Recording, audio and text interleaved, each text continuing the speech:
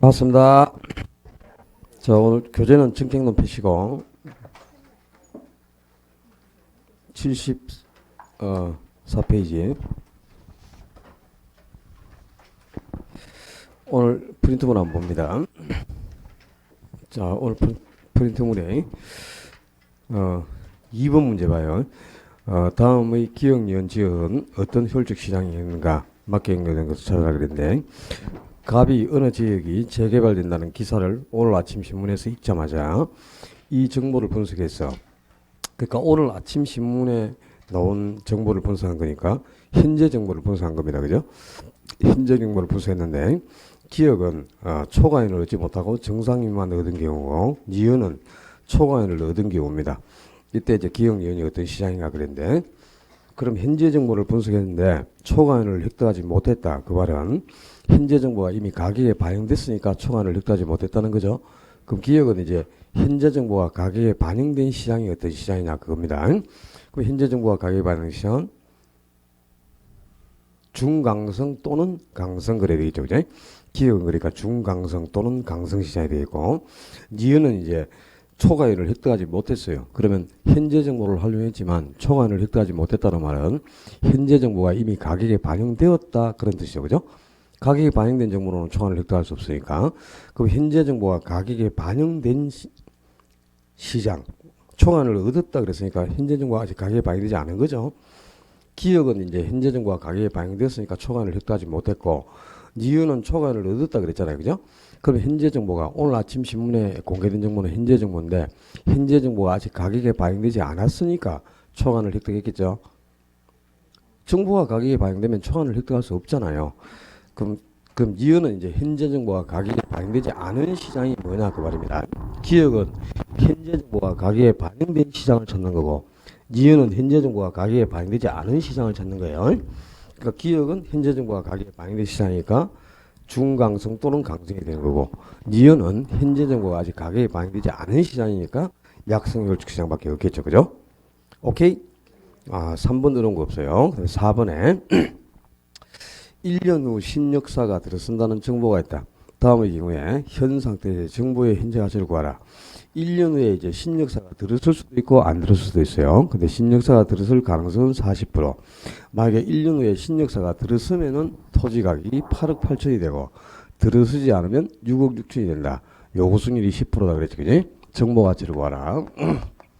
정보 가치는 원래 일시불의 현재 가치를 계산하는 겁니다. 근데 여러 번 계산을 해야 되니까 좀 쉽게 계산할 방법이, 그 둘 중에 이제 확실히 개발됐을 때의 가격이 8억 8천으로 더 크죠. 그 큰 금액이 있고요. 큰 금액에서 지금 확률이 주어져 있어.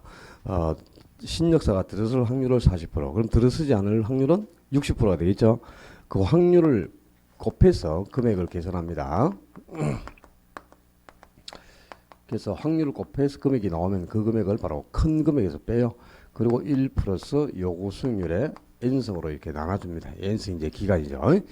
그럼 지금 확률을 곱해봐봐. 들었을 때의 확률이 8억 8천만 원이 되면 8억 8천만 원이 되는데 이게 40%고, 들어서지 않으면 6억 6천만 원이 되는데 확률이 몇 프로라? 60%가 되겠죠? 들어설 확률이 40%니까, 그지? 그럼 확률을 곱하면 3억 5,200이고, 이거는 3억 9,600이죠. 그럼 두 개를 합치면 이제 7억 4,800만 원이 계산된 겁니다. 그 요 확률을 곱한 금액이 7억 4,800인데 큰 금액이 8억 8천만 원. 신역사가 들었을 때의 금액이 큰 금액이죠. 그 큰 금액 8억 8천만 원에서 확률을 곱해서 나온 금액 7억 4,800을 빼고, 요 차액을 1 플러스 요구수익률이 10%니까 0.1이고, 기간은 1년이니까 1승이 되겠죠. 1.1로 나눠주면 됩니다. 그럼 요 차액이 얼마고? 1억 3,200만 원이고, 분모가 1.1이니까 나누면 1억 2천만 원이 되겠죠. 그죠? 1억 3,200 나누기 1억 1.1 하면 얼마고? 1억 2천만 원이죠. 정보가치는 1억 2천만 원 이렇게 되겠네요. 요령을 알면 이건 별로 어렵지 않게 풀 수 있는 문제니까, 올해 정보가치 계산하는 거는 나올 확률이 90% 정도 됩니다. 요령을 익혀갖고 풀도록 하셔야 돼. 지난주에도 한 번씩 풀었지.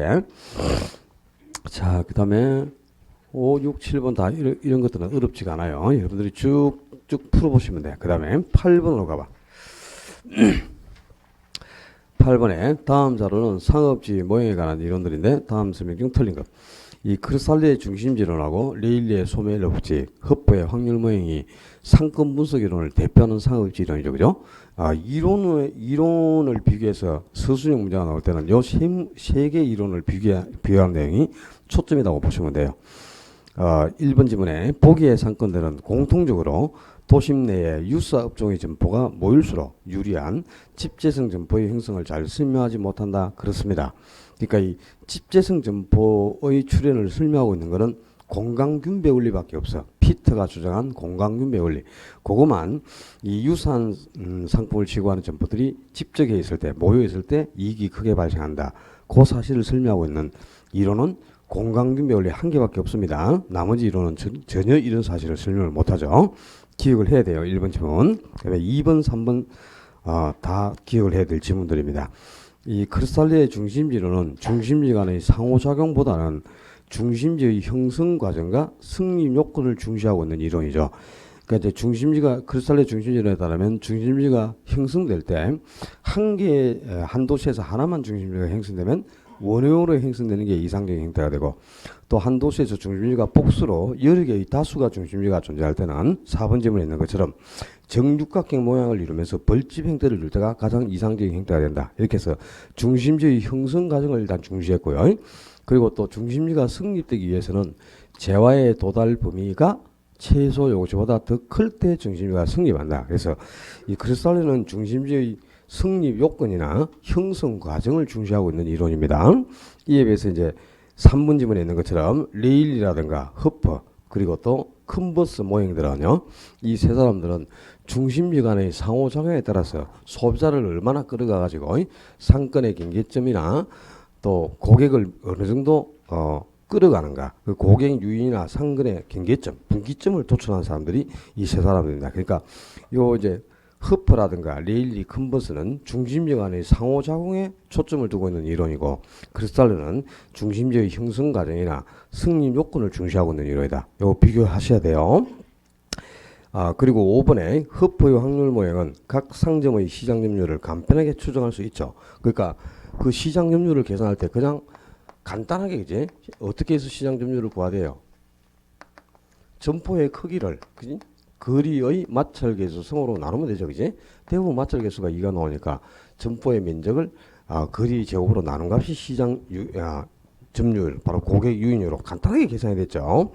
그리고 한 지역 내의 동종 경쟁 점포수를 고려하지 않았다가 아니고 충분히 고려하고 있는 이론이 바로 허퍼의 확률 모형입니다. 그러니까 허퍼는 대도시에 거주하는 소비자들이 확률적으로 어떻게 물건을 구매한가를 봤잖아요. 그지? 그런데 대도시니까 이제 중심지도 무수히 많은 여러 개의 중심지가 생겨나는데, 이 여러 개의 중심지들 중에 소비자가 어디를 선택해서 물건을 구매하는가.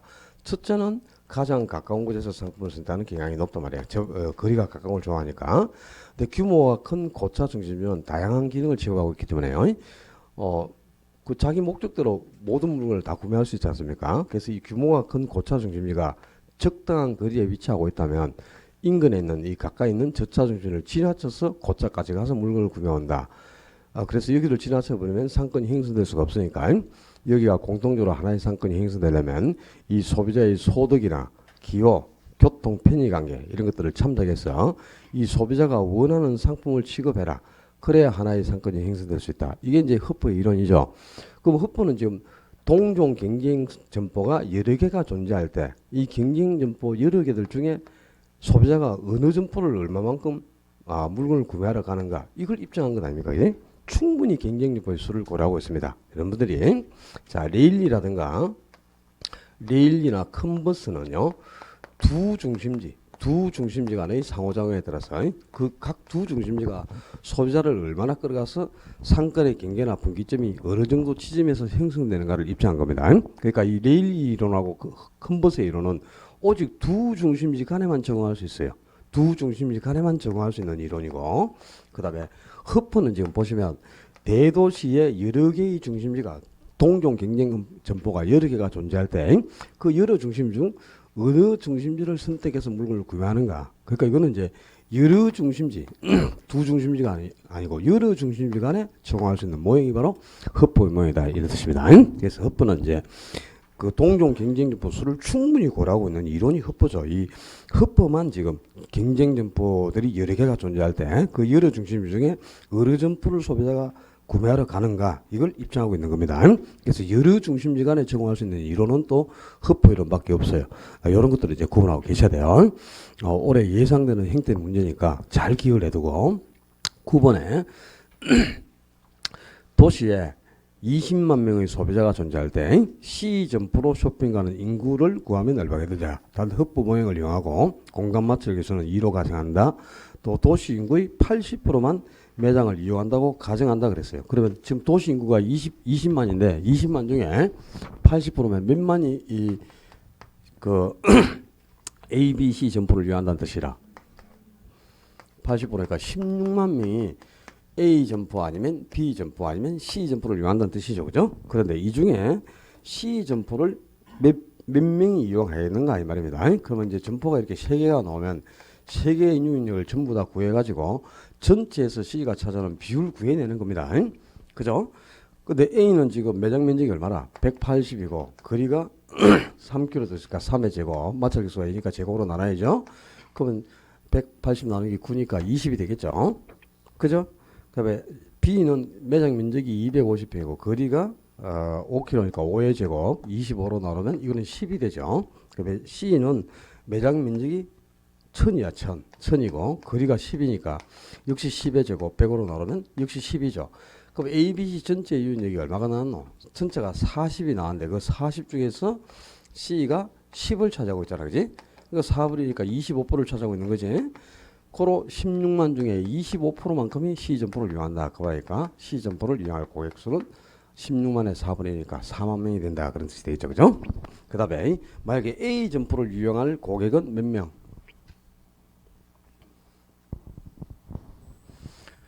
A 그렇지 8만이 되겠지. A 점포는 40 중에 20이니까 50% 소비자를 끌어가겠지. 그지? 시장률이 50%니까 그 16만 중에 50%를 A 점포가 끌어간단 말이야. 그러면 A 점포를 이용할 확률 8만 16만 중에 그지? B 점포는 역시 4분의 1이죠. 그러니까 4만이 되겠죠. 16만에 4분의 1이니까 그지? 그래서 A 점포로 8만, B 점포로 4만, C 점포로 4만 명이 가서 각 16만 명이 A, B, C 점포를 이용할 것이다. 그래서 되겠죠. 그지? 그 계산해 내겠죠. 충분히 계산할 수 있어야 되고요. 그 다음에 그 10분 문제는 이제 공업지에서 원료 지수와 시장 영향을 구분하는 건데 원료 지수가 1보다 크면 원료가 무겁다. 그 제품이 무겁다. 원료가 무겁다는 뜻이죠. 그러니까 원료 수가 1보다 크면 입지 중량은 2보다 커지게 되고 원료 수가 1보다 크면 원료 중량이 더 크니까 원료 쪽으로 공장에 입지해라. 원료 지향을 해야 되고 원료 수가 1보다 적다. 그러면 제품이 무겁다는 뜻이니까 시장 지향을 해야 되죠. 그리고 원료가 특정 지역에만 국지적으로 분포하고 있는 국지 원료를 사용한 기업은 원료가 있는 쪽으로 공장에 가야 돼. 그로 어디 원료 지향을 해야 되겠죠. 그리고 또 원료가 무겁다면 원료를 가지고 제품을 생산할 때 제품의 무게가 줄어든다는 뜻입니다. 그지? 중량 감소 산업이라는 뜻이죠. 이 중량 감소 산업도 원료 지향을 해야 됩니다. 비교를 해가지고 원료가 무거우면 원료 수송비가 제품 수송비보다 더 크게 지출되겠죠. 그럼 수송비를 절감하면 원료 쪽으로 입지를 해야 된다. 그런 뜻이 되겠죠. 이제? 자, 요 공업입지도 입지의 유행을 기획하는 게 올해 혹시 몰라요. 그 입지 유행에서 한 개 정도는 예상이 되니까 점검을 잘해 두시기를 당부드립니다. 자, 복습했고 이제 교재로 가서 74페이지로 갑니다.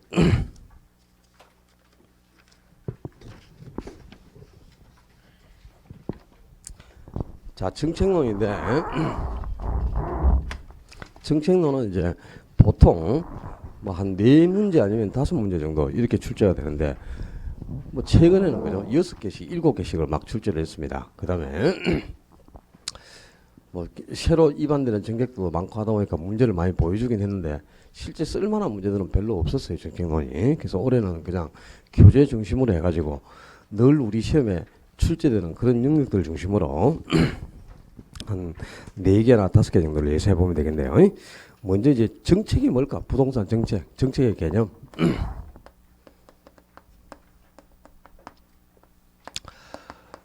인간하고 부동산의 관계를 보면은 이 부동산이 곧 토지를 의미합니다. 인간과 부동산은 상당히 관계가 악화되어 있어요. 이 인간과 부동산의 악화된 관계를 부동산 문제라고 하는 겁니다. 그런데 정부가 이렇게 여러 가지 부동산 문제를 해결하면 인간과 부동산의 악화된 관계가 개선되고 인간의 생명력을 증진시킬 수 있다는 겁니다. 바로 이 부동산 정책은 인간과 부동산의 악화된 관계를 개선하기 위한 정부의 여러 가지 노력들을 통틀어 부동산 정책이 이렇게 규정하는 거예요.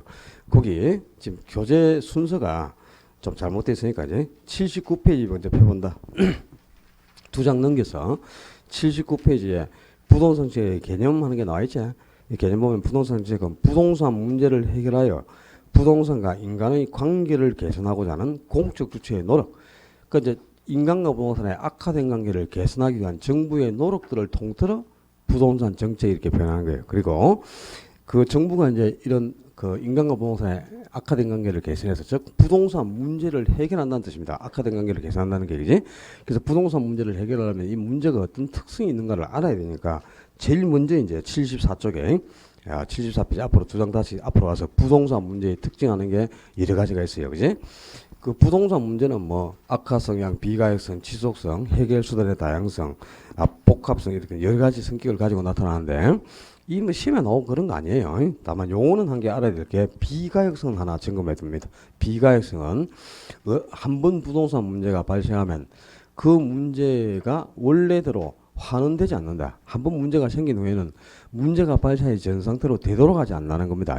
원래대로 되돌아가지 않는 성격. 그러니까 지가가 평당 10만 원 하는 것이 100만 원으로 폭등을 했어요. 그럼 폭등하기 전 상태로 10만 원으로 되돌아갈 수 있느냐? 안 돌아가. 한 번 폭등한 지가는 원래대로 하락하지 않습니다. 그래서 최고 수준에서 다 안정되어 있는 거지. 그리고 건물을 한 번 잘못 신축해버린다. 신축한 건물을 다시 철거하고 그게 인위적으로 그죠? 새로운 건물을 다시 짓는다는 거는 포기해야 되는 비용이 너무 크잖아요. 그러니까 건물을 한 번 신축하면 신축 전 상태로 되돌릴 수가 없다 이 말이야. 또 인간이 지표를 한번 파괴해버린다. 토지의 지표면을 1cm만 살짝 긁어갖고 파괴해버리면 그죠? 파괴하기 전에 원래의 토양을 회복하는 데는 100년 이상이 걸려요. 1cm만 파괴하면. 그럼 지표를 10cm 파괴하면 원 상태의 토양을 회복하는 데는 1000년 이상이 걸려야 된다는 거죠. 이건 원래대로 도저히 되돌릴 수가 없다는 뜻이잖아요. 이렇게 한 번 부동산 문제가 생기면 원 상태로 되돌아가지 않는 성격, 환원하기 어려운 성격을 말한다? 비가역성이라는데 이 비가역성을 야기시키는 토지의 특성은 무엇인가? 그게 초점이야. 비가역성이 중요한 게 아니고 비가역성을 야기시키는 토지의 특성은 뭔가? 용도의 다양성이다. 그걸 알아들어야 봐요. 용도의 다양성이 비가역성을 야기시키는 원인이 된다 이 말입니다. 그러니까 토지는 하나의 토지가 여러 가지 용도로 이용 가능한 용도의 다양성이 있으므로 우리가 토지를 이용할 때는 용도 경합이 이루어질 수밖에 없어요. 내 토지를 어떤 용도로 이용해 볼까 하고 용도 경합이 이루어지는데 처음에 잘못 용도를 선정해버리면 원 상태로 되돌릴 수가 없어요. 그죠? 주거지로 이용하는 게 물리적으로 적성상 바람직한데 공장을 건축해버렸다. 근데 공장을 건축한 뒤에 용도 선정을 잘못했다고 깨달음이 있어도 공장을 철거하고 원래대로 되돌려가지고 주택을 다시 짓는 건 불가능하다 이 말입니다. 바로 여러 용도로 이용 가능한 용도의 다양성이 있으니까 잘못된 용도 선정이 이루어져서 원상태로 환원하기 어려운 비가역성이 야기될 수밖에 없어요. 이 비가역성을 야기하는 원인은 용도의 다양성이다. 그걸 함께 기회에 놓고 다시 또 두 장을 넘겨요. 두 장을 넘겨가지고 79쪽. 이제 그러면 정부가 이제 여러 가지 부동산 문제를 해결하고자 하는 여러 가지 노력들을 정부의 노력들을 부동산 정책이라고 그랬죠. 그러면 이 우리나라의 부동산 문제는 어떤 것들이 있을까요? 토지 문제나 주택 문제죠. 가장 대표적인 게 그지? 거기 앞장에 거기 있구나. 75쪽에 75페이지 보면 이제 우리나라의 토지 문제 가지고 75쪽에 교재를 왔다 갔다 하면서 좀 봅시다. 75페이지 보면 토지 문제 가장 심각한 토지 문제가 뭐지? 절대량이 부족하다면 우리나라는 국토공간이 좁으니까 절대 면적이 부족하다는 거고 토지의 양이 적기 때문에 항상 토지 부족성에 기인해서 지가가 상승할 수밖에 없죠. 높은 지가고 이것도 이제 심각한 토지 문제죠, 그지? 그리고 또 우리나라는 전국토가 88%가 보전 대상이야. 88%가 농지나 임야로 구성되어 있으니까 농지나 임야는 개발 대상은 아니고 보전 대상이거든요. 그럼 개발 대상 토지가 턱없이 부족하니까 보존 용도를 보존을 못하고 파헤쳐 가지고 용도를 전환해서 개발을 할 수밖에 없죠. 그러니까 토지가 비효율적으로 이용된다는 거야. 이 토지 이용의 비효율화. 그 다음에 또 투기가 너무 빈번하게 발생한다는 겁니다. 투기가 너무 만연돼 있고 집가 상승에 의한 투기가 너무 빈번하다. 그리고 또 그 토지 소유가 부유층에 너무나 편중되어 있다는 거예요. 상위 25% 계층에서 전 국토 공간의 60% 이상을 전부 다 차지하고 있을 정도로 토지 소유가 부유층에 편중되어 있다는 거죠. 그죠? 이런 게 이제 토지 문제고, 뒷페이지에 이제 넘겨서 주택 문제 그러면, 주택 문제는 이제 첫째, 주택 공급률이 100%에 미치지 못한 지역들이 아직도 많이 있으니까 양적 주택 문제를 갖고 있죠. 그죠? 수량을 늘려야 되는 문제가 있고, 또 두 번째는 이제 질적 주택 문제도 동시에 안고 있죠. 주거 수준을 향상시켜야 된다는 거다, 이제. 이런 두 가지 문제를 동시에 해결해야 되는 게 우리나라 주택 문제의 큰 이중고입니다. 그리고 이제 그 어느 정도 우리나라에 토지 소유가 편중돼 있고 또 주택 구입 능력이 어느 정도 확보됐는가 이런 것들을 이제 측정하는 지표들이 또 몇 가지 나와 있죠. 앞장으로 다시 넘기면 75쪽에 로렌츠 곡선과 진위 계수, 10분위 분배율, 뭐 5분위 분배율 이런 것은 소득 분배를 측정하는 지표고요. 그리고 77페이지에 나와 있는 주거비 부담 능력을 측정하는 지표가 슈바베 지수라든가 PIR, RIR 이런 게 있습니다. 이 지표들을 조금 한 번 정도 점검해 볼 필요가 있다. 그 소득 분배를 측정한 지표가 로렌츠 곡선, 그리고 로렌츠 곡선의 값을 계수로 나타내는 게 진위 계수죠. 그지?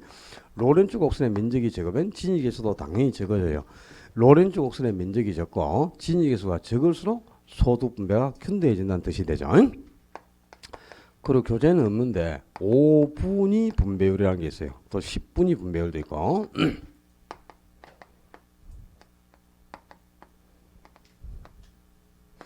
5분위 분배율은 가장 못 사는 최하위, 하위 20% 계층의 소득을 전부 합친 것에서 최상위 20% 계층의 소득을 합친 비율이 바로 5분위 분배율이 되겠고요. 10분위 분배율은 분모하고 분자가 달라요.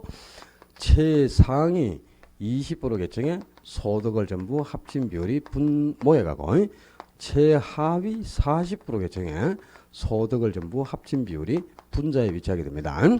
그런데 이 소득 분배가 균등해지려면 하위 계층의 소득이 증가할 때 소득 분배가 균등해지는 거죠. 그럼 5분위 분배에서는 분모의 하위 계층의 소득이 증가할수록 이 5분위 분배율이 적어지게 되겠죠. 그지?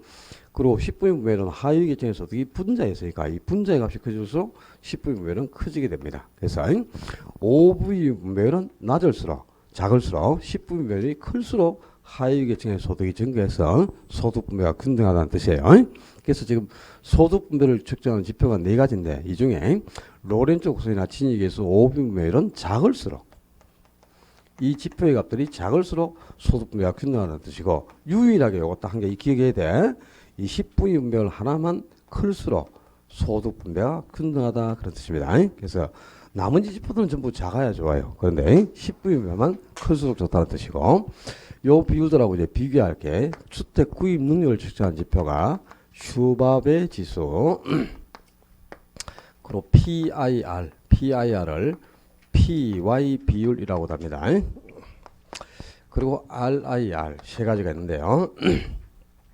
이 슈바베 지수는 생계 비해서 주거 비용이 차지하는 비율이에요.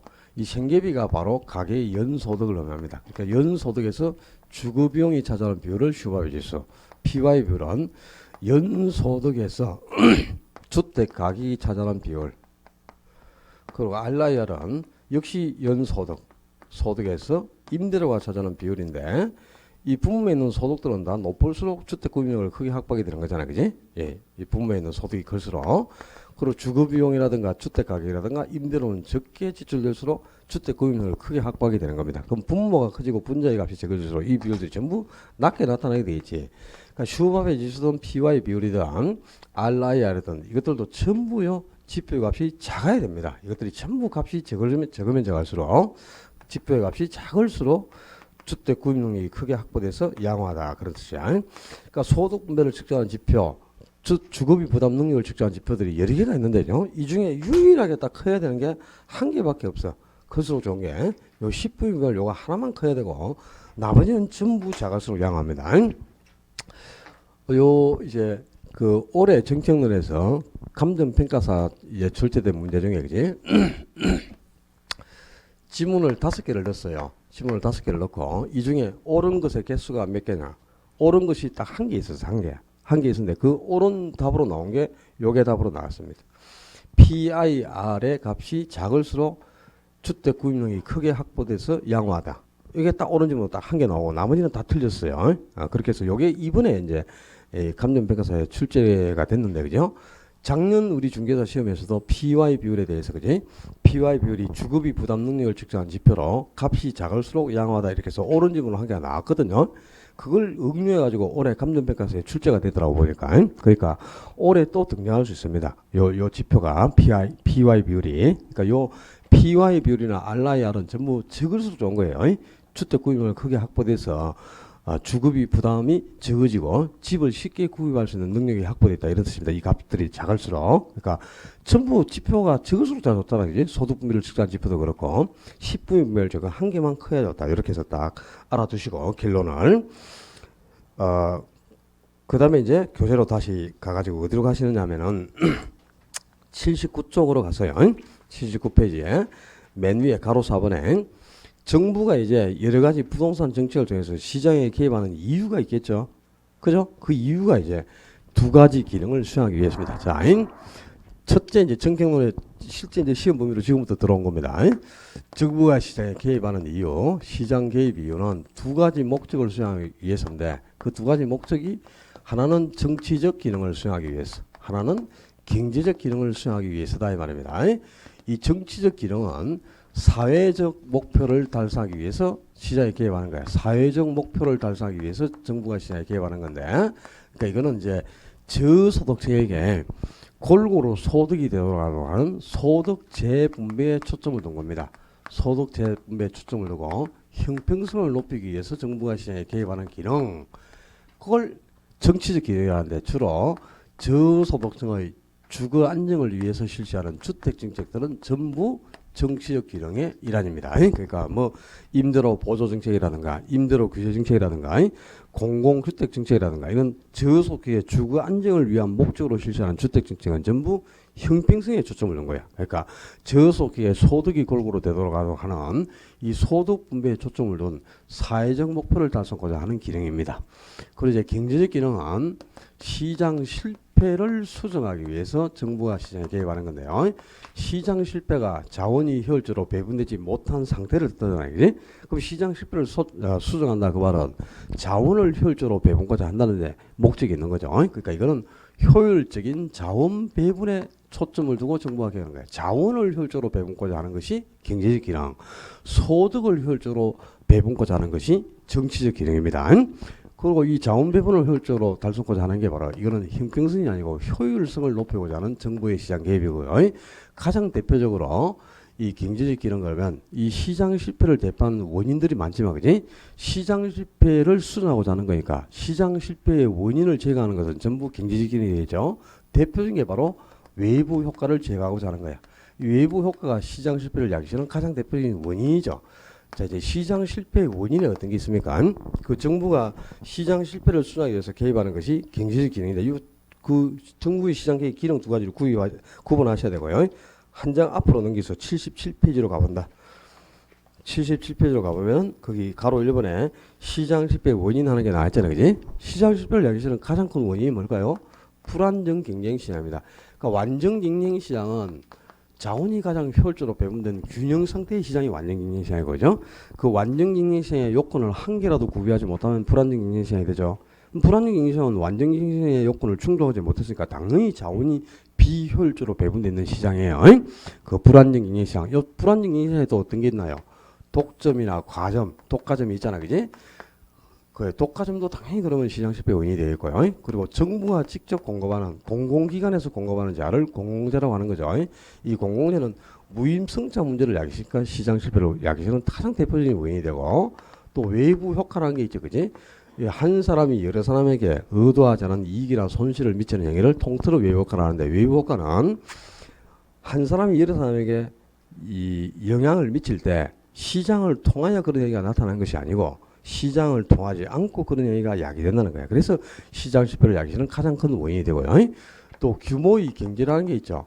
규모를 대규모화 시킴으로써 비용을 점점 절감해서 가치의 상승을 가져오고 이익이 발생하는 것. 이 대규모화나 대량 생산 등을 통해서 이익이 발생하면 규모의 경제가 되고, 규모를 대규모화, 대량화 시켜도 비용도 더불어 증가해서 이익이 발생하지 않으면 규모의 경제가 되는데요. 규모의 불경제는 시장 실패가 아니에요. 규모의 경제만 시장 실패인데, 이 규모의 경제가 발생한 기업은 대규모를 통해서 비용을 절감해서 이익이 발생했기 때문에 그 이익으로 저가 정책을 쓸 수 있어요. 저가 정책을 쓰게 되면 결국 그 기업만 시장에 나중에 남게 되면서 독점화됩니다. 근데 독점이 시장 실패를 야기시키는 원인이 되니까 규모의 경제도 시장 실패의 원인이다, 그런 뜻이고요. 그리고 정보가 특정에게 편중되어 있는 것, 정보의 비대칭도 이 정보를 보유한 사람만 총알을 획득하니까 당연히 자원이 비효율적으로 배분되는 원인이 되죠. 그지? 이 시장 실패의 원인들 자체를 기억하셔야 돼요. 그냥 시장 실패의 원인에 해당하지 않는 것, 이런 게 한 문제로 시험에 등장합니다. 이것부터 기억하고, 그 다음에 시장 실패를 야기시는 원인이 여러 가지가 있는데, 이 중에 이제 우리 시험에 주로 이 원인 자체를 가지고 문제를 내는 거는 공공재하고 외부 효과입니다. 이 두 가지인데요. 공공재는 최근에 2번이나 독립적으로 문제를 냈으니까, 그지? 올해는 이제 외부 효과에 대해서 독립적으로 한 문제가 나올 것이다, 이렇게 예상을 하고, 이게 거의 그냥 90% 이상은 요거 나옵니다. 자, 공공재는 공공기관에서 공급하는 재 하잖아요, 그죠? 그 78페이지에 공공재가 정리되어 있어요. 공공재는 공공기관이 비용을 투입해서 공급하는 재와, 그러니까 정부나 지방자치단체 같은 공기관이 공급하는 재와, 예를 들면 도로, 공원, 국방, 소방, 치안, 뭐 여러 가지가 있단 말이야. 이런 것들은 이제 왜 시장 실패 원인이 되냐면 무임승차 문제를 야기시키다는 거야.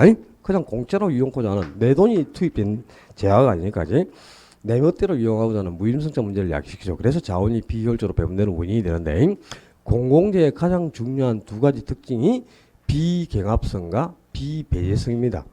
그러니까 이 공공재는 비배제성, 비경합성이라는 두 가지 특성이 있어요. 비경합성은 한 사람의 소비가 다른 사람의 소비를 줄이지 않는다. 그러니까 누구나 똑같이 공동 소비 가능성을 갖고 있는 거죠. 그죠? 또 대가를 지불하지 않아도 누구나 똑같이 소비할 수 있다, 이 말이야. 그지? 누구도 소비에서 배제를 시킬 수가 없어요. 그지? 뭐 예를 들어서 세금 안 낸 사람이 있다고 해서 그 집에 불이 났다고 불 안 꺼주는 거 아니죠? 세금 낸 사람이나 세금을 안 낸 사람이나 똑같이 불 나면 소방차 가서 공짜로 불 꺼주고 와. 또 불 꺼줬다고 대가 받는 것도 아니죠. 그지?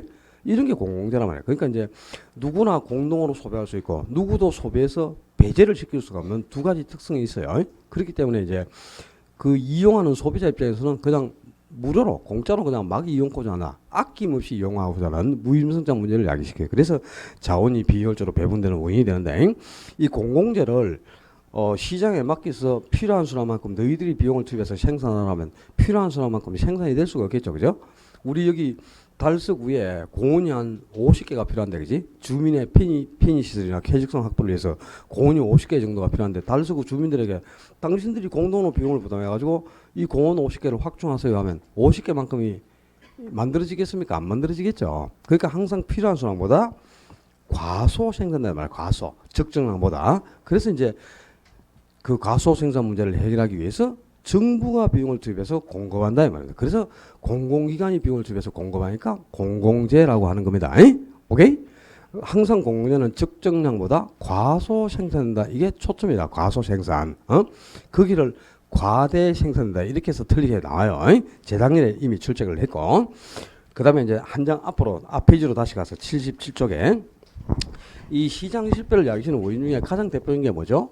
외부 효과입니다. 외부 효과. 외부 효과는 어떤 한 사람의 행위가 시장을 통하지 않고, 그러니까 시장을 통하지 않고, 그게 초점이라. 시장을 통하지 않고 여러 사람의 후생에 영향을 준다. 그러니까 한 사람의 행위가 여러 사람에게 의도하지 않은 이익도 주고 손실도 미치죠. 근데 그게 시장을 통하여 그런 얘기가 나타나면 외부 효과가 아닌데, 시장을 통하지 않고 그런 얘기가 나타나니까 이게 시장 실패에 해당하는 대표적인 원인이 되고요. 만약에 한 사람이 여러 사람에게 이익을 줬는데 대가를 받는다면 그건 외부 효과가 아니고, 또 한 사람이 여러 사람에게 손실을 미치고 대가를 지불해도 그것도 외부 효과야. 그러니까 대가를 받지도 않고 대가를 지불하지도 않는 거예요. 대가를 받지도 않고 이익만 제공해 주거나, 또 대가를 지불하지도 않고 손실만 미치는 행위, 이런 걸 이제 통틀어 외국가를 하는데, 두 가지가 있죠. 한 사람의 행위가 여러 사람에게 의도하지 않은 이익을 주고 아무런 대가를 받지 않는다. 그게 바로 정의 외부 효과 또는 외부 경제라고 하고요. 이 한 사람의 행위가 여러 사람에게 의도하지 않은 손실을 미치고 아무런 대가를 지불하지 않는 것, 그걸 부의 외부효과 또는 외부 불경제 또는 뭐 외부 비경제라고 합니다. 외부효과는 두 가지가 있는데요. 이제 정의 효과는 이런 거란 말이에요. 그지? 여기에 이제 완만한 야산이 있어. 야산이 있는데 이 야산 주변에 있는 마을 주민들은 그죠? 전부 꿀을 채취 하는 양봉업에 종사한단 말이에요. 양봉업에 종사하고 있는데 갑이라는 한 사람이 비용을 딱 투입해 가지고 여기다가 아주 멋진 과수를 하나 조성해 준 거야. 그랬더니 벌이 벌떼처럼 날아들어 가지고 그지? 꿀 채취량이 늘어나면서 이 양봉업자들이, 이 지역 주민들이 큰 혜택을 보죠. 그죠? 이게 한 사람이 비용을 투입해서 가선을 조성해 주니까 이 지역 주민 전체가 의도하자는 이익을 봐요. 이게 바로 정의의 효과죠. 그지? 근데 이 정의의 효과는 이 가선을 조성하는 비용은 누가 투입했노? 갑 개인이 투입을 했지 지역 주민은 전혀 비용을 부담하지 않았죠. 근데 이제 꿀 채취량이 늘어나서 이익을 본 사람들은 지역 주민들이지 갑은 아무런 이익이 없잖아요. 그지? 그러니까 비용은 누가 투입한다? 갑 한 사람이. 그러니까 비용은 사적 비용이 사회적 비용보다 크다 이 말이에요. 이 사적이라는 말이 한 사람을 뜻하는 거고 사회적이라는 말이 여러 지역 주민을 뜻하는 겁니다. 비용은 개인이 투입하니까 비용은 사적 비용이 사회적 비용보다 큰데 이 가선을 조성함으로써 얻은 이익은 지역 주민들이 이익을 보는 거지 각 개인이 이익을 보는 건 없어요. 그지? 그러니까 편익은 사적 편익보다 사회적 편익이 더 크다 그 말입니다. 그리고 이거는 이제 한 사람이 비용을 투입해서 여러 사람에게 의도하자는 이익을 주는 건데 그지? 많으면 많을수록 좋겠죠. 사회적으로 볼 때. 근데 개인이 비용을 부담해서 생산을 해야 하기 때문에요. 항상 필요한 수량보다 더 부족하게 과소 생산된다. 이 말이에요. 적정량보다는. 그래서 이 과소 생산 문제를 해결하는 방법이보다 이런 행위를 야기하는 당사자에게 뭐 장려금도 주고 보조금도 지급하고 또 세금도 감면해주고 뭐 이런 방법을 통해서 적극적으로 장려를 해야 되겠죠. 그래야 이 과소 생산 문제를 해결하게 되니까 정의 효과에 대해서는 장려 정책을 통해서 정부가 개입을 하게 됩니다. 그런데 정의 효과는 한 사람이 여러 사람에게 이익을 주는 거야. 그러니까 이익을 받는 사람 입장에서 서로 받고자 하는 거죠. 이런 거는 그지?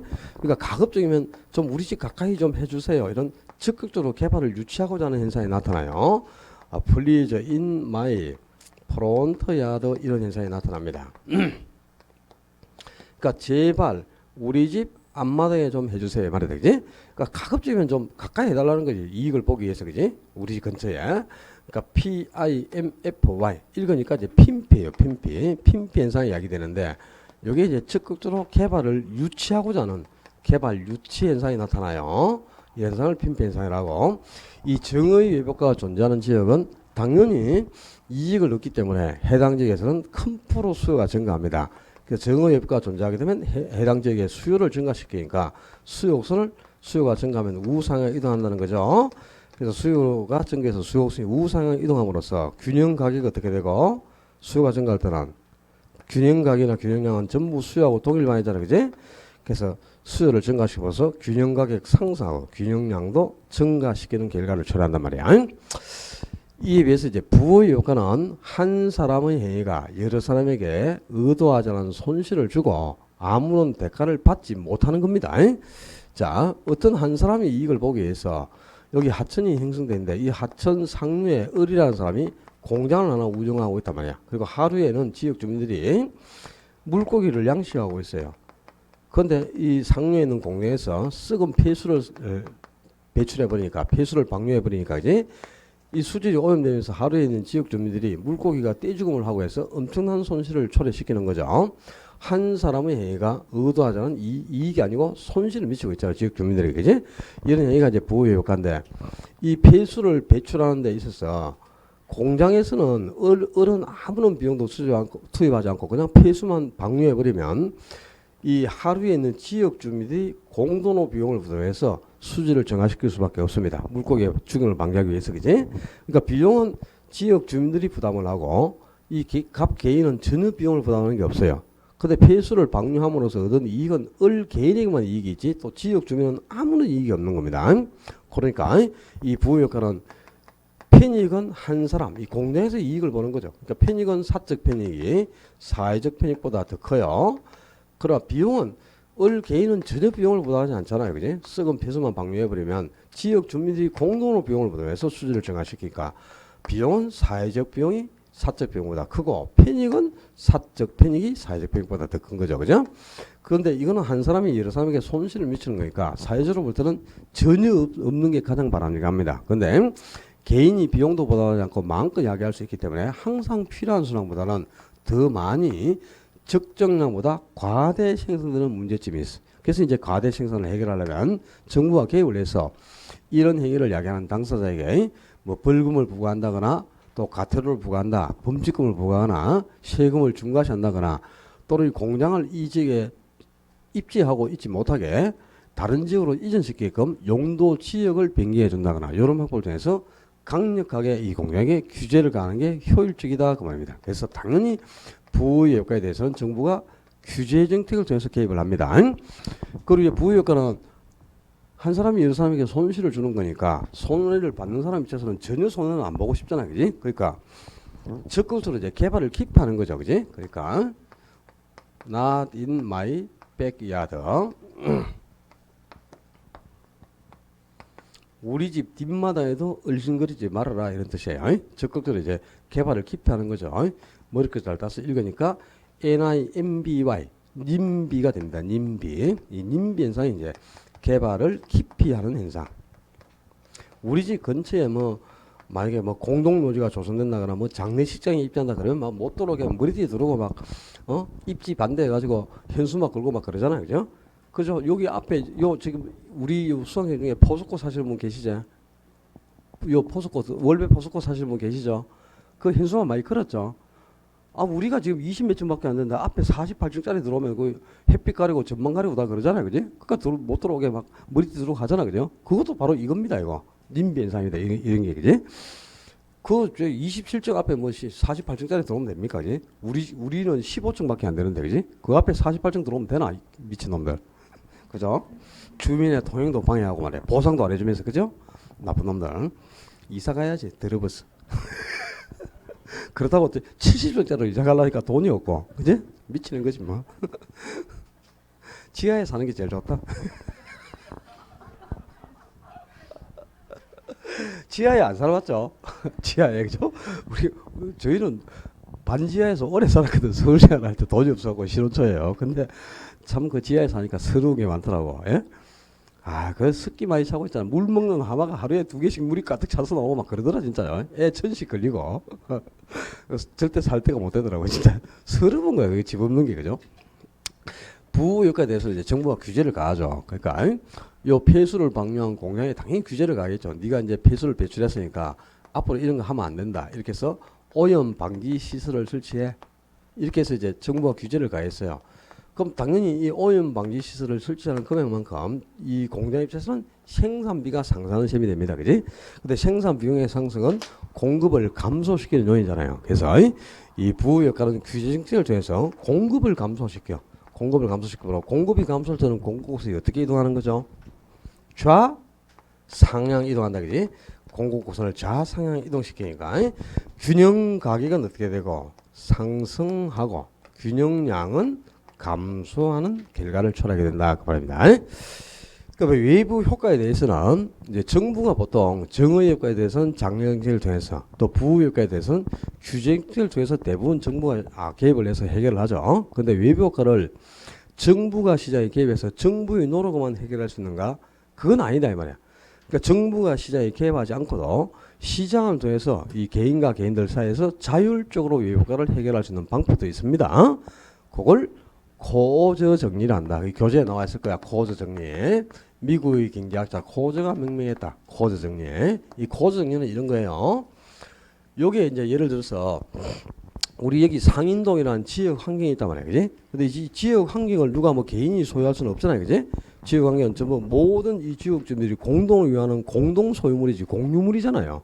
그러다 보니까 이제 이게 내 거라면 이 물건이 내 물건이다 하면 애지중지하면서 막 관리를 하죠. 그 내 물건이 아니고 우리가 똑같이 공동을 위하는 거는 뭐 좀 관리하고 싶은 마음 없고 그냥 자기 멋대로 하고 싶은 마음이 많이 들죠. 잘하는 것처럼 해닫지 마라. 야, 다 알고 있다. 쓰레기 분리수거 좀 하라 말이야. 제발 좀. 아, 어저께도 속에 침불이 나가지고. 근데. 아니, 요거요. 이거 누가 먹는지 오늘부터 다 체크해야 된다. 이 먹고 요만큼 반 남았잖아. 그럼 남는 잔량을 어떻게 해야 됩니까? 저기 저 싱크대라든가 이 화장실에 가서 버리고 아니면 여기 물 버리는 통 있잖아. 그죠? 거기에 버리고 요 비닐 담는 쓰레기통이 또 따로 있잖아. 그죠? 비닐 플라스틱류. 거기다 버려야 되는데 반 남은 채로 일반 쓰레기통에 탁 버렸더라고. 와, 진짜 우리 그런 거 보면은 막 꼭지 돕니다. 진짜 제가 일일이 다 분리수거를 새로 하는데 제발 그런 거 좀 하게 하지 마라 좀 제발. 좀 제대로 좀 분리수거. 앞에 통 다 이 네 개 딱 나눠놨잖아요. 그죠? 그죠? 그 다음에 커피 먹은 거, 커피, 저, 편의점에서 산 커피 있잖아.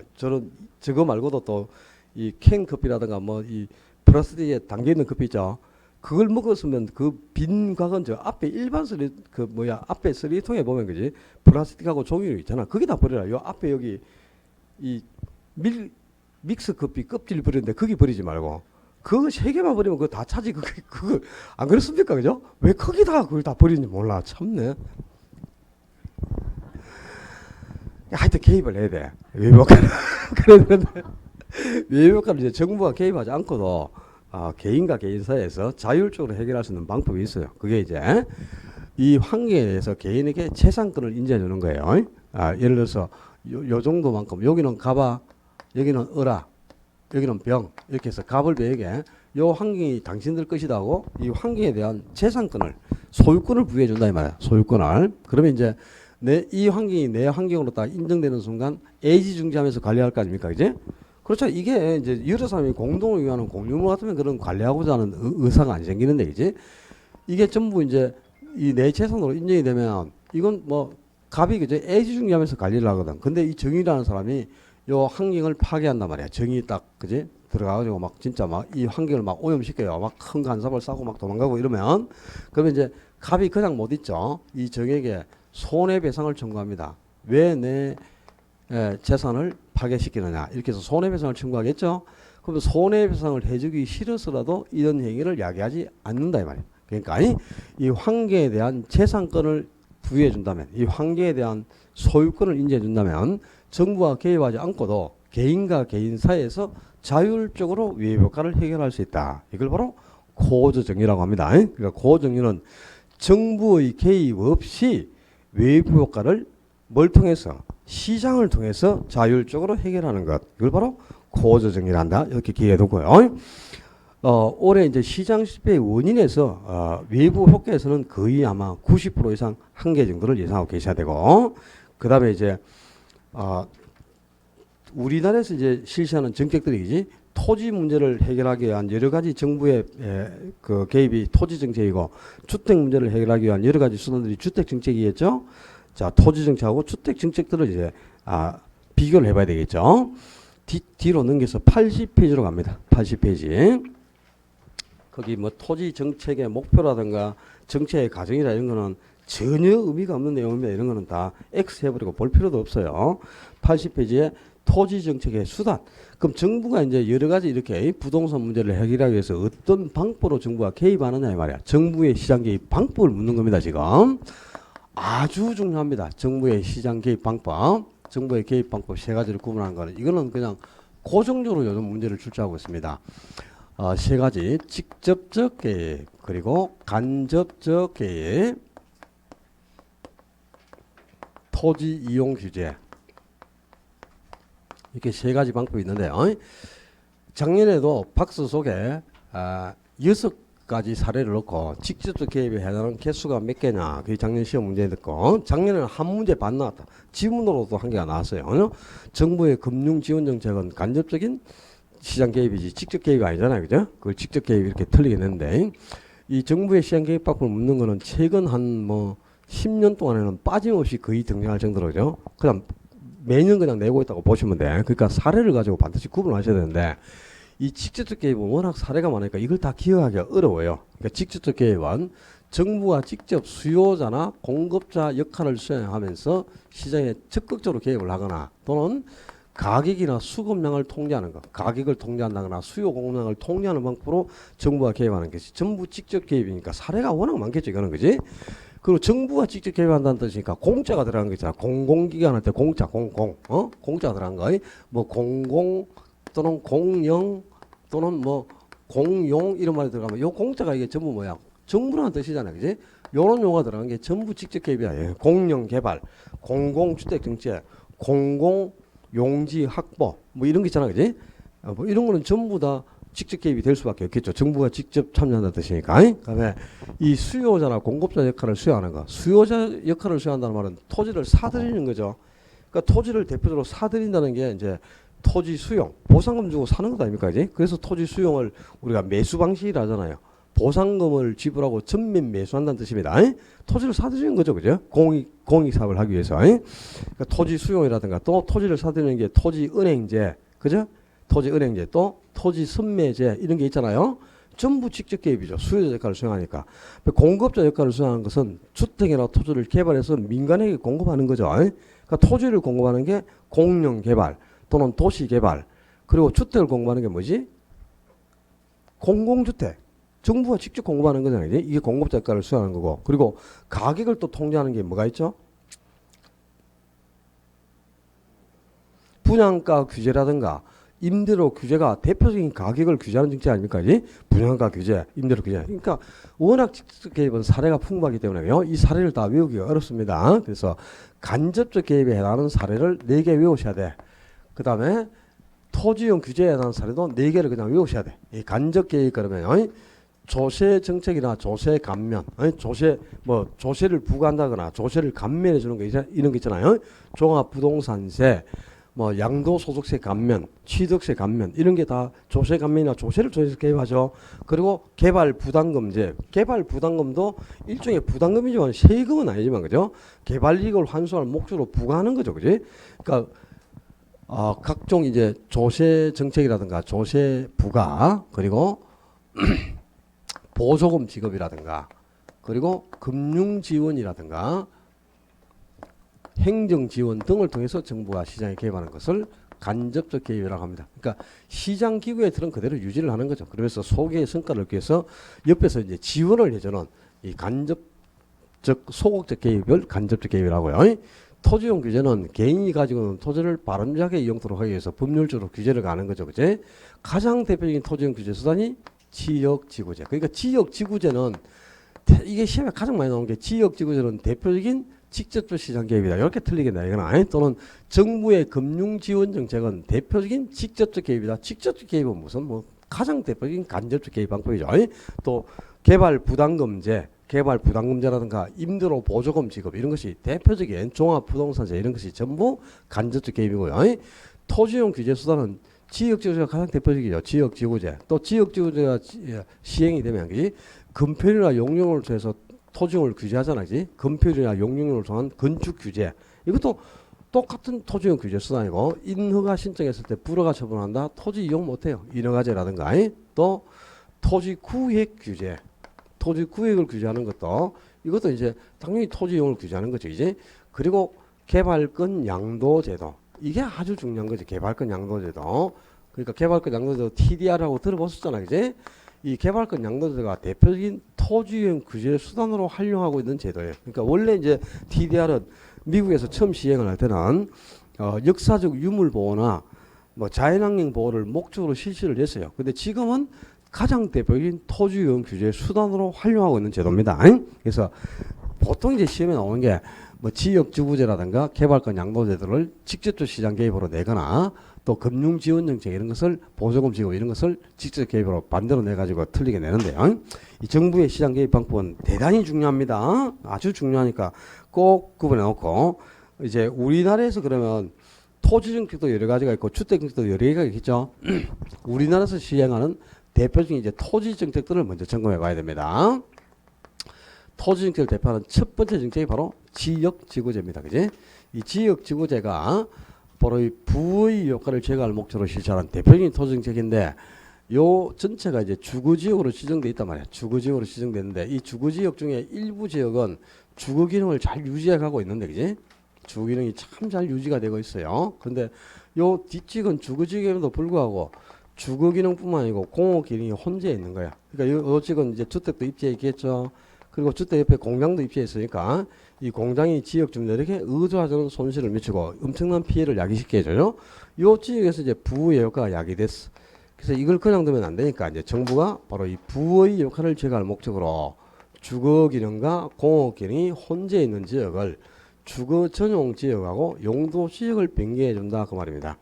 그럼 주거 전용 지역으로 용도 지역이 변경되면 당연히 주거 전용 지역에 공장이 입주하고 있을 수가 없잖아요. 그지? 공장아 너 다른 지역으로 이전할래 하고 규제를 간 겁니다. 결국 이 공장에게 타 지역으로 이전토록. 그래서 이제 공장이 다른 지역으로 이전하고 나면 부효과를 제거하고 쾌적성을 확보함으로써 이 지역 주민들을 보호할 수 있겠죠.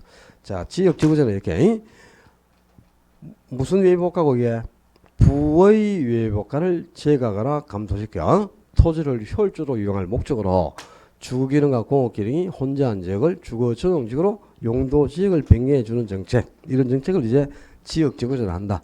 그러니까 지역 지구제를 실시하는 목적이 뭐? 그게 목적 봐라. 목적이 뭐라 그랬노? 부의 효과를 제거하고자 하는 겁니다. 부의 효과를. 부의 효과로 인한 손실을 막아서 토지의 이용 효율을 제고하는 게 목적이다 그랬잖아. 그제? 그리고 이제 그 지역 지구제가 이렇게 부의 효과를 제거할 목적으로 실시하는 가장 대표적인 토지 정책 중에 하나인데, 이 지역 지구제를 실시했을 때 해당 지역에 장단기에 어떤 효과가 나타나냐 이 말입니다. 그지? 장단기 효과 봐야 되겠죠. 그지? 자, 요 지역에 이제 지역 지구가 실시가 되면 공장이 타 지역으로 이전하겠죠. 그럼 부의 효과가 제거됐지. 그럼 이제 쾌적성을 확보했으니까 당연히 해당 지역에 주택 수요가 증가하게 되겠죠. 근데 수요가 증가하는데도 불구하고 주택은 단기적으로는 신축에서는 공급할 수가 없다. 우리 부동산에서 단계란 항상 공급이 불변인 기간을 단계라고 한다 그랬어요. 그래서 수요는 크게 증가했는데 공급이 이루어지지 않으면 주택 부정선에 기인해서 주택 가치가 큰 폭으로 상승하게 되겠죠. 그래서 주택 가치가 상승하는 만큼 이 지역에서 기존 주택을 가지고 있는 기존 소유자가 당연히 뭘 획득한다? 초과이익을, 그지? 기존 소유자가 가격이 상승한 만큼 초과이익을 획득하겠죠. 그렇게 해서 이제 이 초과이익이 발생하면 이 초과이익을 획득할 목적으로 또 새로운 공급자가 시장에 진입해, 즉 건설업자가 이 지역에 진입해서 주택을 신축 들어간다 그 말이에요. 그럼 당연히 이제 장기적으로 일정 기간이 지나면 공급이 증가될 것인데, 건설업자가 신축 들어갔어. 그럼 이 건설업자의 생산 비용에 따라서 공급량도 달라지고 가격 수준도 다르게 결정되는데, 생산 비용이 종전과 똑같은 일정 불변인지 생산 비용이 증가한지 감소한지에 따라서 공급량이 달라져요. 생산비가 변화가 없다면 요 지역에 수요가 증가한 양만큼 똑같이 신축을 통해서 공급도 이루어집니다. 그래서 공급도 수요가 증가한 만큼 딱 필요한 수량만큼 공급이 이루어지니까 가격은 상승 전상이에요. 상승했던 가격이 하락해서 상승하기 전 상태로 원래 수도로 복귀하는 거예요. 근데 생산비가 증가해버리면 수요가 증가한 양보다 생산비가 증가했기 때문에 공급을 조금 적게 할 수밖에 없어요. 그지? 생산비용이 상승한 만큼 공급이 필요한 수량보다 좀 적어지죠. 이게 공급이 감소하는 게 아니고요. 공급이 증가해요. 신축한 양만큼 공급이 증가하는데 필요한 수량보다 공급량이 적게 증가한다는 뜻이지, 공급이 감소한다 그러면 큰일 납니다. 요 지역에 이제 건설업자가 진입해서 신축한 양만큼 공급이 증가하는 거죠. 그죠? 종전보다. 근데 필요한 수량보다 적게 증가한다는 거지, 공급이 감소하는 게 아니에요. 그래서 필요한 수량보다 공급이 좀 부족한 만큼 증가했으니까 100호가 필요하면 한 8, 90호밖에 공급이 되지 않는다는 뜻이죠. 그래서 약간 주택이 부족한 만큼 가격이 조금 상승을 하게 되고, 생산 비용이 종전보다 감소해버리면 수요가 증가한 양보다 공급이 더 많이 증가하죠. 신축을 통해서 공급되는 양은 필요한 수량보다 훨씬 더 많이 공급량이 증가되어 나오죠. 그래서 초과 공급이 발생한 만큼 가격은 약간 하락한 수준에서 균형이 이루어집니다. 지역지구제 실시 후 나타나는 장단기 효과는 요즘은 시험에 거의 안 내요. 안 나오니까 뭐 참고로 이렇게 받으면 되는데, 여기서 한 개 기억할게요. 자, 지역지구가 실시되면 단기에는 공급이 이루어지지 않는 말이에요. 수요는 증가했지만 공급이 불변이기 때문에 주택 가격이 상승하게 되고, 이 가격이 상승한 만큼 기존 소유자만 초과이익을 획득했잖아요. 그죠? 근데 장기적으로 이제 주택이 공급이 이루어졌죠. 그럼 가격이 원래 수준으로 되돌아가. 가격이 원래 수준으로 되돌아갔다 그 말은 이 단기에 발생했던 초과이익이 소멸했다 그 말이죠. 그래서 우리 부동산에서 발생하는 초과이익은 장기적으로는 존재하지 않습니다. 항상 단기에 공급되기 전까지만 초과인이 발생하는데 이 단기에 발생하는 초과인을 누가 획득한다고? 기존 소유자, 기존 공급자만 초과인을 획득하지 신규 공급자는 초과인을 절대 획득할 수 없다 이 말이야. 그러니까 신규 공급자는 절대로 초과인을 획득하지 못하고 언제나 초과인은 기존 소유자의 몫이야. 그래서 해당 지역에 정책이 시행되기 전에 입지하고 있을 때만 초과인을 획득할 수 있는 거지. 정책이 시행된 후에 해당 지역에 진입해서는 초과인 자체를 획득할 수 없다. 그래서 우리 부동산에서는 항상 사전적 독점만 발생을 하지 사후적 독점은 나타나지 않는다. 요 개념이 아주 중요한 겁니다. 한 개 기억해 놓고요. 그 다음에 81페이지에 보면 가로 4번에 지역주거제 단점하는 게 있대요. 교재에 보시면 토지의 용도적 공급을 억제하고 토지의 불법 개발이나 이용을 조장한다. 그럴 수가 있죠. 예를 들어서 어떤 토지를 개발 제한구역하고 지정을 했어요. 그럼 개발 제한구로 지정된 토지는 사용을 못하죠. 그럼 그만큼 공급이 감소하는 거야. 그리고 이제 개발 제한구로 지정된 토지 소유자들은 그냥 왜 내 땅만 개발 제한구 지정하냐 해가지고 허가도 안 받고 그냥 파헤치고 불법으로 토지를 이용할 확률이 높아진다 이 말입니다. 또 내 토지가 어떤 용도로 지정되느냐에 따라 심각한 형평성 문제가 야기됩니다. 이 지역지구제의 가장 큰 단점은 형평성 문제인데 개발 용도로 지정이 되면 지가도 크게 상승하고 그리고 건물도 고층화시킬 수가 있죠. 근데 보존 용도로 지정이 되면 지가도 하락을 하고 또 건물도 고층화시킬 수가 없잖아요. 그지? 그러니까 토지 소유자 간에 또 용도 지역 상호 간에 심각한 형평성 문제가 야기됩니다. 이 지역지구제가 안고 있는 가장 큰 단점이 형평성 문제예요. 그리고 이제 그 도시형 토지의 공급을 억제하여 지가 상승을 초래한다. 이런 게 이제 보존 용도로 토지를 그 지정해 버리면 그지? 보존 용도는 개발 자체가 안 되잖아요. 도시형은 개발이 목적이고 저 농촌 토지들이 대부분 보존이 목적인데 그 보존 용도로 지정을 하면 개발 자체가 이루어지지 않는 만큼 그지? 공급이 억제되는 공급이 부족하니까 그래서 지가 상승을 유발하는 역효과도 나타나게 되겠죠. 그리고 우리나라는 용도 지역을 지정할 때 획일적으로 막 지정을 합니다. 그지? 뭐 요만큼 덤성 묶어갖고 뭐 주거지역 또 요만큼 묶어서 그냥 상업지역 막 그리고 또 뭐 공업지역 막 이렇게 덤성을 지정하는데 요 주거지역으로 지정된 지역이라도 여기에 주택만 입지하고 있는 건 아니잖아요. 그지? 주택도 있고요. 또 슈퍼마켓도 있어요. 슈퍼마켓도 있고 또 뭐 녹지 공간이 형성된 막 그런 지역도 있는데 이제 요런 것들은 원래 주거지로 지정해서는 안 되잖아요. 요거는 상업지로 지정하거나 여기는 뭐 자연환경 보존지역이라든가 이런 지역으로 지정되는 게 바람직할 건데 그지? 토지의 특성을 전혀 반영하지 못하고 획일적으로 용도지역을 지정해 버린다 그래. 그러다 보니까 이제 특성이 반영되지 못하는 지역들이 많이 나타나게 되고 그렇죠. 그지? 근데 이제 지역지구제는 부의 역할을 제거해서 토지를 효율적으로 활용한다는 점에서는 가장 대표적인 토지 정책 중에 하나입니다. 그런데도 몇 가지 문제점이 있잖아요. 그래서 이 문제점을 해결하는 또 장치들이 나올 수밖에 없어. 그래서 뒷페이지 한번 넘겨보자. 넘기면 82페이지에 지역지구제 보완책 하는 게 여러 가지가 있죠. 그죠? 그게 이제 지역지구제 보완책 한 개씩 알아본다. 계획 단위 개발하는 거는 영어로는 PUD라고 하는데요. PUD, Planned Urban Development. 계획된 단위로의 개발, 계획된 도시 개발 또는 Planned Unit Development에서 계획된 단위로의 개발. 줄여서 이제 PUD를 하는데 이 PUD는 뭐냐면 이제 그 도시 전체가 개발이 될 때 균형적으로 그죠? 아주 질서정연하게 계획된 단위로 개발하도록 민간이 이제 개발 계획을 딱 수료해 와. 그러면 정부는 이제 기반 시설이라든가 또 개발 밀도 이런 것들을 확인해 가지고 이게 질서정연하게 도시가 균형 있게 개발될 것 같으면 개발을 허가해 주는 거죠. 그죠? 그렇게 해서 아주 도시 전체가 그냥 계획된 단위로 오밀조밀하게 질서정연하게 개발이 되도록 유도를 하는 겁니다. 여러분들이 공법에서 지구 단위 계획하는 게 들어봤죠? 그 지구 단위 계획으로 활용하고 있는 제도가 바로 계획 단위 개발입니다. 그러니까 예를 들어 가지고 여기가 지금 대구시예요. 대구시인데 삼성전자가 그죠? 대구시로 이전을 해 오자 한다 이 말이야. 오라 해야 돼, 오지 말아야 돼. 무슨 발로 뛰어나가서 현수막 걸고 그지? 큰절하고 어서오세요 해야 됩니다. 빨리 오라 해야 돼. 그죠? 근데 이 엄청난 이 삼성전자 같은 대기업이 이제 대구시로 이전한다. 그러면 이게 뭐 공장만 한 개 다 이전한 게 아니잖아요. 그지? 그렇겠죠? 공장도 이전하면서 공장 들어오죠. 공장도 지어야 되지. 그러면 이 공장에 딸린 식구들만 몇십만 명 되겠죠. 그죠? 그럼 또 뭐야? 아파트도 하나 만들어야 되죠.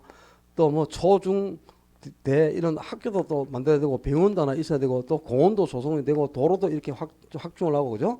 막 이렇게 공원도 만들고 막 이렇게 해야 될 거 아니야, 그지? 근데 처음에 이거 이제 나온다고 그죠?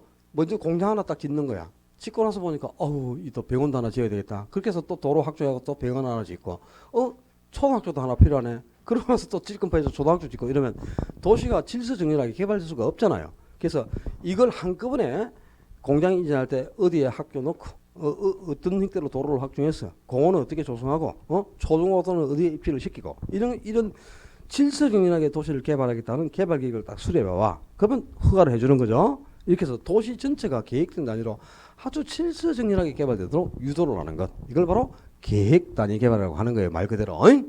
민간이 개발 계획을 수립하고 정부는 이 지역 전체의 이제 개발 밀도라든가 기반 시설 이런 걸 확인한 후에 개발을 허가하는 제도 이런 제도를 계획 단위 개발을 합니다. 그다음에 두 번째 성과주의 지역지구제. 이거는 이제 여러분들이 세법에서 배운 개념을 좀 기억을 하셔야 되는데요. 여기가 수도권이라 수도권. 수도권 그러면 어디를 수도권이라 그러죠?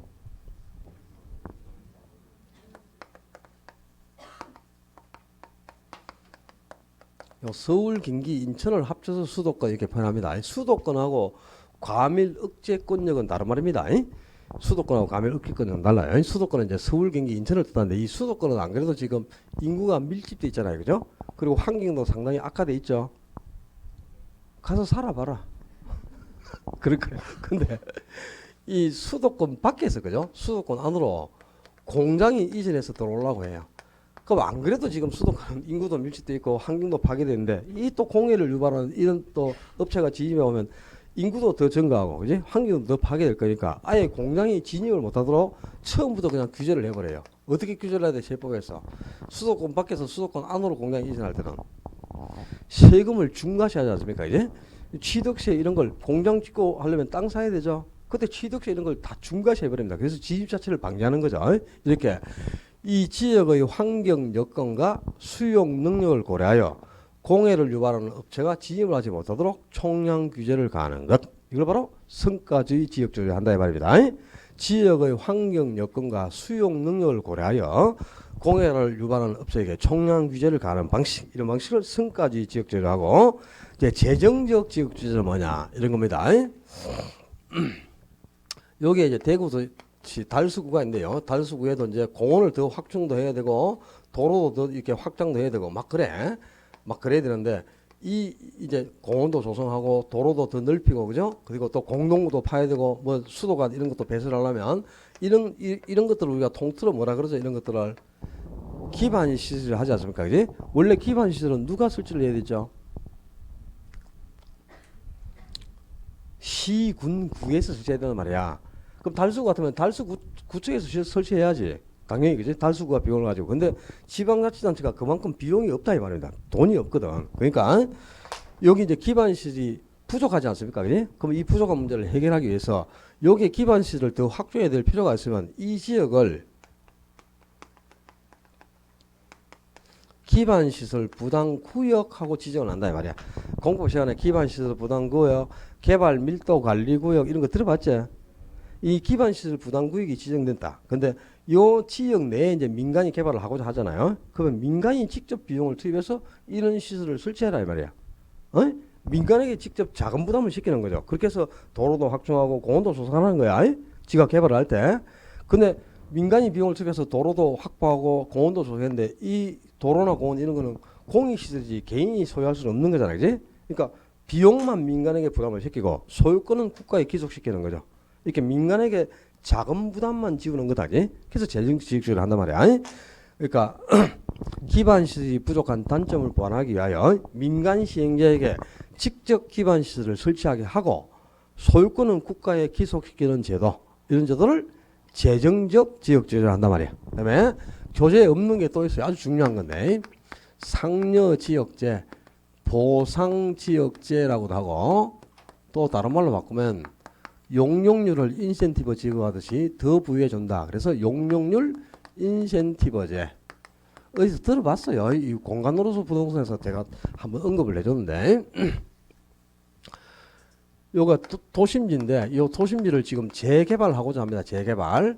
근데 우리나라에서 주를 이루는 재개발이 뭘까요? 철거 재개발이죠. 그제? 우리나라는 재개발은 시행 방법에 따라서 보전 재개발, 수복 재개발, 개량 재개발, 철거 재개발로 나눠요. 근데 선진국은 수복이나 개량 재개발에 초점을 두고 있지만 우리나라는 건물이 그렇게 견고하지가 못해. 예?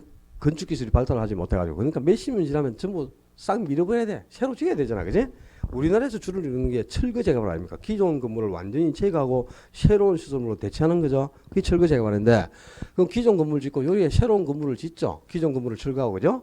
근데 새로운 건축물을 건축할 때 여기에다가 비수익성 시설을 입지시킨다 이 말이야. 비수익성 시설을 그러니까 뭐 예를 들면 교육관이라든가 그지?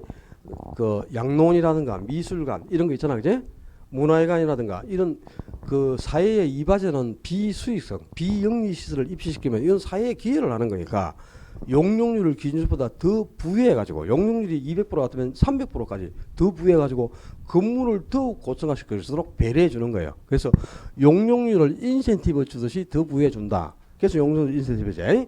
용적률을 상여금 주듯이 보상금 주듯이 더 부여해 준다. 그래서 상여지역제 이렇게 표현합니다. 도심 재개발 사업에서 비수익성 시설을 입지시킬 때 용적률을 기준치보다 더 완화시켜주는 제도 이렇게 딱 정의가 됩니다. 도심 재개발 사업에서 비영리 시설, 비수익성 시설을 입지시킬 때 용적률을 기준치보다 더 완화시켜주는 제도. 상여금 주듯이 용적률을 더 부여한다는 인센티브 주듯이. 오케이? 그래서 용적률 인센티브 제도로 하고 또 한 개 더 있어. 유동적 지역지구제 하는 게 있습니다. 유동적 지역지구제는 여기를 지금 용도 지역을 지정코자 한단 말이에요. 용도 지역을 지정하고자 하는데 이 지역의 특성이 잘 보이질 않아요. 지역이 이걸 주거지역으로 지정해야 될지 상업지로 지정할지 공업지로 지정할지 아직 특성이 보이질 않아. 그러면 지정을 안 해. 지역의 특성이 뭔지 잘 안 보이잖아요. 그럼 보류해 두는 거야. 용도지를 지정하지 않고 지정을 보류하고 있다가 나중에 이제 주택이 집중적으로 들어서잖아요. 그럼 주거지역으로 지정하고 공장이 집중적으로 조성되면 공업지역으로 지정하는 거지. 그래서 지역의 특성을 반영해서 용도지역을 지정하기 위해 지금은 지정을 하지 않고 잠시 보류해 두는 제도. 이걸 유동적 지역제도를 한다 이 말이다. 용어 속에서 답을 찾을 수 있겠지?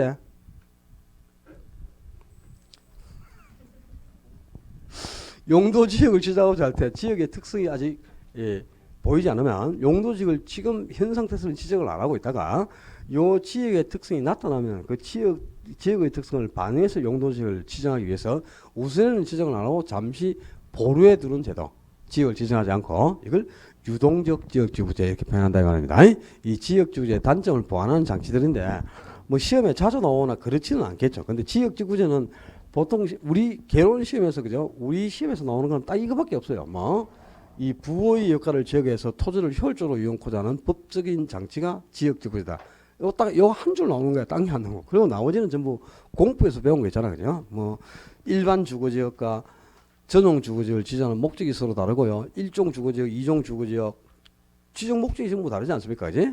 그리고 용도지역이 어떻게 구성되어 있고 또 뭐 용도 주변에 어떤 게 있고 이런 것들을 국토교육에서 여러분이 다 배웠을 건데 그런 내용들을 우리 개론심에 내고 있다는 게 문제죠. 그죠? 하여튼 공포 시간에 잘 들으셔야 돼요. 가장 대표적인 이제 토지 정책이 지역지구제고 이거 위에도 지금 보면은 83쪽에 여러 가지가 있습니다. 이것들도 이제 비교를 좀 하셔야 되겠는데 칠판도 없고 시간도 됐으니까 나머지 토지 정책들은 조금 쉬었다 정리를 해야 되는데 83쪽부터 조금 쉬었다 하겠습니다. 고생했습니다.